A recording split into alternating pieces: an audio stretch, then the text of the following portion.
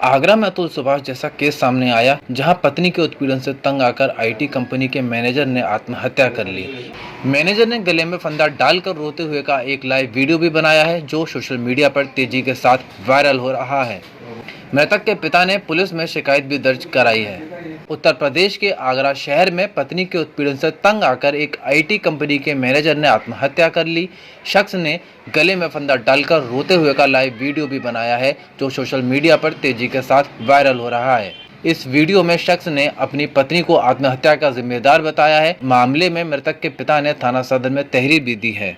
इस घटना ने बेंगलुरु के अतुल सुभाष सुसाइड केस की यादें एक बार फिर ताज़ा कर दी। दरअसल पूरा मामला आगरा जिले के डिफेंस कॉलोनी का है, जहां रहने वाले मानव शर्मा एक बड़ी आईटी कंपनी में रिक्रूटमेंट मैनेजर पद पर कार्यरत थे। मानव ने 24 फरवरी को फांसी लगाकर आत्महत्या की थी। मौत को गले लगाने से पहले मानव ने रोते हुए का दर्द भरा वीडियो भी बनाया, जिसमें उन्होंने अपनी पत्नी के चरित्र पर भी सवाल उठाए थे। वीडियो में मानव शर्मा कहते हैं कि उन्होंने पहले भी आत्महत्या की कोशिश की थी, लेकिन अब पत्नी से इतना तंग आ गया हूं कि मरने के सिवा कोई और चारा नहीं बचा है। मानव ने कानून व्यवस्था पर सवाल उठाते हुए पुरुषों को प्रोटेक्ट करने के लिए भी लॉ बनाने की बात कही। अपने आखिरी वीडियो में मानव कहते हैं कि पापा sorry, mummy sorry, Akku sorry, अब मैं विदा ले रहा हूं। पुरुषों को प्रोटेक्ट करने के लिए लॉ की ज़रूरत है। प्लीज़ मर्दों के बारे में कोई तो बात करे, वह बहुत अकेले हो जाते हैं। मरने से पहले मानव ने माँ बाप को परेशान ना करने की अपील भी की है। पहले आप सुने मानव शर्मा का यह पूरा statement. needs to protect men, or otherwise there will be a time that there will be no man. कोई आदमी बच्चे का ही नहीं जिसके ऊपर तुम इल्जाम लगा सको, कोई आदमी बच्चे का ही नहीं। मैं अपना बता देता हूँ। मेरा ये है कि अरे भाई सेम सबका सेम है, सबका सेम है, सबका सेम है। तो मेरा भी वही है कि जो मतलब मेरी वाइफ का मुझे पता चला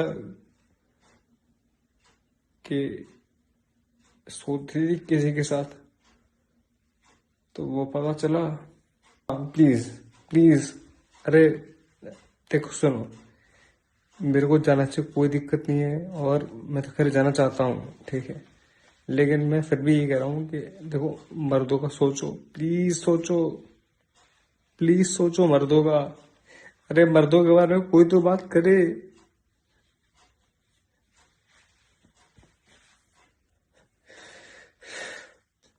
मर्दों के बारे में कोई तो बात करे, बेचारे बहुत अकेले हैं।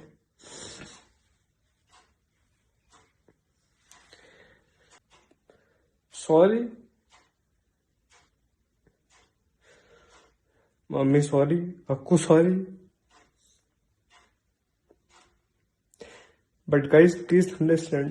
देखो जैसे ही मैं चला जाऊंगा सब कुछ ठीक हो जाएगा, मेरे चाहते ही सब कुछ ठीक हो जाएगा, तो मुझे जाने दो। इसके बाद उनकी बीवी का भी एक स्टेटमेंट आया है, तो आइए हम आपको वह भी सुना दें। अभी मेरे पति की डेथ हुई है, सुसाइड किया उन्होंने, और वो मुझे मेरे घर पे छोड़ के गए थे जिस दिन उन्होंने सुसाइड किया था। और मैंने वीडियो देखा है उनका, उन्होंने आरोप लगाया कि मैं अपनी वाइफ की वजह से ये सब कर रहा हूँ, लेकिन मेरा वो पास्ट था, जो भी सारी चीज़ें थी वो शादी से पहले की थी, शादी के बाद की कोई भी बात नहीं थी। और ये वाली बात सुन के वो ड्रंक भी बहुत करते थे, ये वाली बात सुन के उन्होंने हल्ला मचाना स्टार्ट किया, अपने आप को हार्म किया, 2 बार 3 बार फांसी लगाने का ट्राई किया। मैंने 3 बार बचाया उनको, फांसी का फंदा काटा है उनका, वह बचा के मैं उनको आगरा लेके आई हूँ, और वो मेरे को खुशी खुशी घर पे छोड़ के गए हैं, और उसी रात में उन्होंने वो सब कर लिया। मुझे भी मारते थे, मुझे भी गुस्से में ड्रंक करके धक्का मुक्की, हाथ काटना, सारी हरकतें करते थे उस टाइम पे वो ड्रंक करने पे। तो ये सारी बातें गलत है कि लड़की की नहीं सुनी जाती है। एक बार आप मेरी भी तो सुनो, आपने वहां पे सारी बातें सुन ली हैं, एक बार मेरी भी तो सुनो, मैं क्या बोलना चाह रही हूँ। अभी सोशल मीडिया पर भी वीडियो उनका वायरल हो रहा है जी। वो आरोप लगा रहा है कि सरकार जो है लड़कों की नहीं सुनती, लड़कियों की सुनती है। जी। आपके साथ और क्या क्या हरकतें की उन्होंने? मेरे साथ उन्होंने मारपीट करना स्टार्ट किया था। आपने जब वो कभी कहीं किसी से शिकायत की? मैंने उनके मम्मी पापा को बताया था कि मानव ड्रंक करके अपनी ये सारी हरकतें करता है, आप दोनों में से कोई एक लोग यहाँ होना चाहिए। उन्होंने बोला कि ये तुम पति पत्नी का मैटर है, इसमें तीसरा कोई कुछ नहीं कर सकता। वो लोग आए, 2 दिन रुके, उसके बाद वो लोग चले गए। उसके बाद भी मैंने उनको सारी बातें बताई। उसकी जिस दिन वो मरा है उस दिन मैंने उसकी बहन को कॉल करके बोला है कि वो फांसी पे है, मैंने फोटोज देखी हैं, आप कुछ करो दीदी, आप कुछ करो। उन्होंने बोला कि तू सो जा, लीव, इग्नोर, कुछ मत कर, वो कुछ नहीं करेगा, मेरी बात हो गई है, वो कुछ नहीं करेगा। उसके बाद मैंने उनके पापा को मैसेज किया कि पापा एक बार आप देख लीजिएगा मानव को रूम में, वो मेरा फ़ोन नहीं उठा रहे हैं। तो और मैंने उनकी दीदी को बोला कि मैं पापा को बता दूं, उन्होंने बोला पापा को कुछ मत बताना। उससे पहले भी उनका मेरा कॉल आया कि मेरे पापा को कुछ मत बताया कर, कोई भी इशू हो मुझे बोल। इसलिए मैंने रात में उनको कॉल किया। मैं चीख चीख के बोल रही थी कि वो कर लेंगे, वो कर लेंगे, बट मेरी किसी ने नहीं सुनी। अभी ससुराल पक्ष के लोगों से बात की आपने?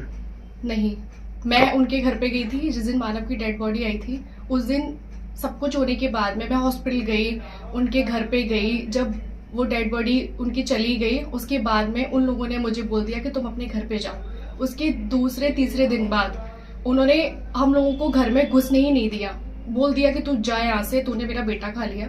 सारी उल्टी सीधी हरकतें, बदतमीजी करी। और जिस दिन मैं उनके घर पे गई थी उन्होंने मेरे को धक्के मार के अंदर बोला है, अंदर भगाया मुझे उसकी दीदी ने।